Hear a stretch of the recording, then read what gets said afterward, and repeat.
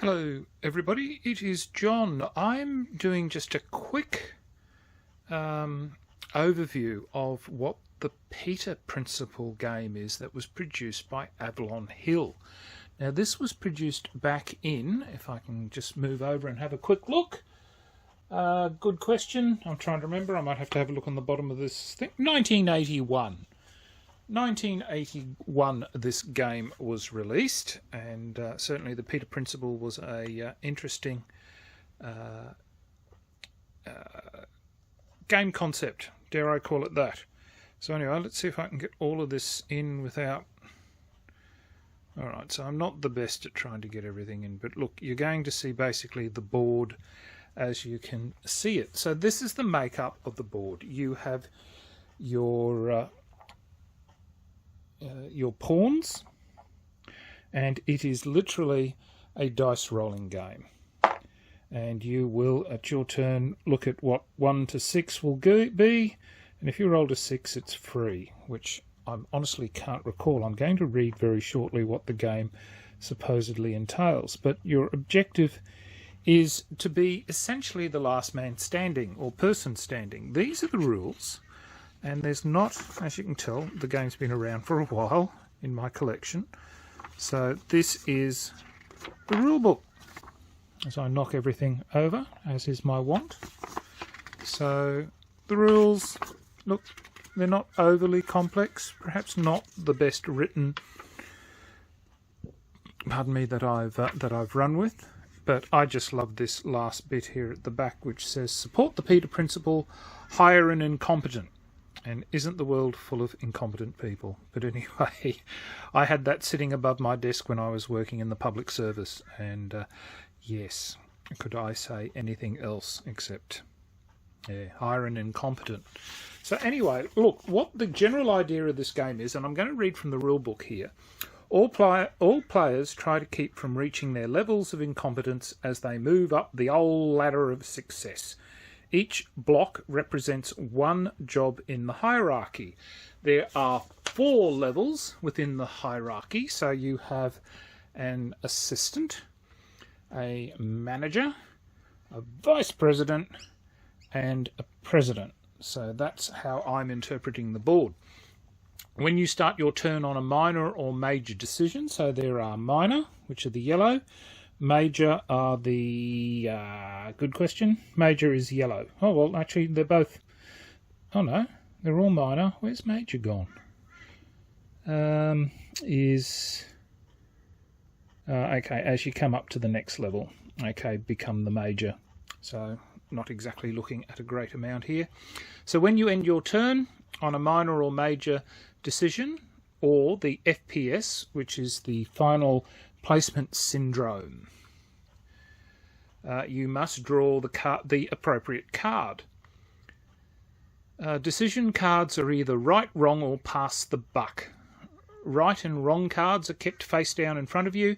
You may pass a pass the buck card to another player, forcing them to draw a decision card. If you become super incompetent, hold more than 5 wrongs, or super competent, hold more than 5 rights, you're automatically out of the game. Yeah. When you hold more wrong than right decision cards and land on an FPS square, you must draw an FPS square, card, and these are kept face up in front of you for other players to see. Each of these cards has a number which represents the number of days the disorder causes the employee to miss work.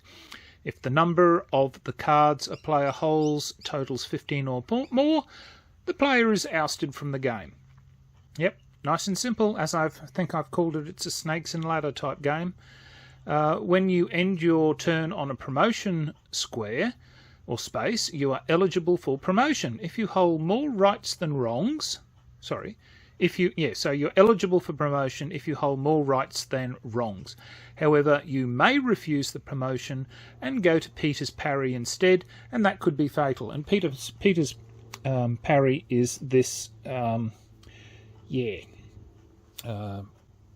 a dice, move along thing. So you can either hang yourself or shoot yourself. Yeah, okay, the principle's perhaps not very politically correct today. And as we continue on to the next page and have a look, if you end your turn on a promotion space and hold more wrongs than rights, you have fallen victim to the Peter Principle and are out of the game. However, when your marker remains on the centre circle of the level, the marker represents deadwood, which accumulates in all organisations. A player can be ousted from the game two basic ways. One is total removal, the player and marker both leave, or two, deadwood route, players leave but their markers stays. Each condition is a result of some form of incompetence. To find out, we can find out by reading the rules a lot more than what I'm doing here. You resist promotion as long as possible, because the higher you climb, the harder it is to remain competent, just as in life. If you are competent, however, promotion is not always bad. For instance, it allows you to return all the cards you have accumulated, one way of getting rid of all those rights and wrong cards. You can accuse another player of incompetence. If the accused holds more wrongs than rights, out they go. If not, out you go. However, you can fool other players by picking up an FPS card. Whenever you land on an FPS square, that's called creative incompetence. I love this game already. It's a beer and pretzel for me. Since only one player at a time may occupy one of the job position blocks, an unavoidable promotion may be blocked if another player's marker is on a higher level job block. In this case, you are following unblocking manoeuvres which are available. Peter's parry, you can refuse promotion. Percussive sublimation, kicking someone upstairs. And lateral arabesque, moving someone out of the way into a new place of work. Anytime your promotion path is blocked, you may use Peter's circumambulation. Take a detour around a blocked promotion path. If the president level in the main hierarchy is ever reached, you may be forced to sidestep into the president position of another hierarchy.